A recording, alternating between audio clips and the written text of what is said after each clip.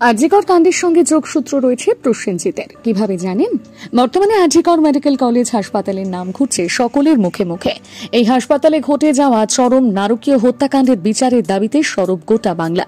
আর এই আরজিকর হাসপাতালের সঙ্গে যোগ রয়েছে প্রসেনজিতের। সম্প্রতি এই তথ্য প্রকাশ্যে এনেছেন অভিনেতার বাবা বিশ্বজিৎ চট্টোপাধ্যায়। কি যোগসূত্র রয়েছে প্রসেনজিৎ এবং আরজিকরের?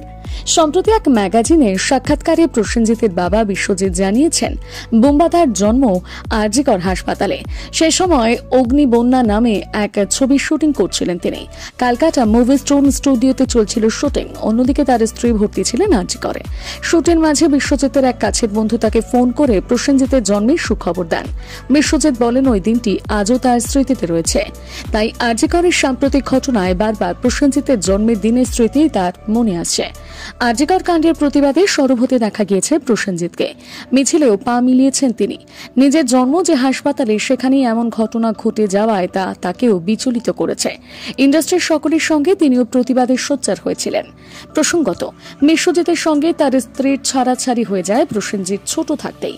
মুম্বাই চলে যান বিশ্বজিৎ। বর্তমানে মুম্বাইতে থাকেন প্রবীণ অভিনেতা। তবে প্রসেনজিতের সঙ্গে তার সম্পর্ক এখনো বেশ ভালো।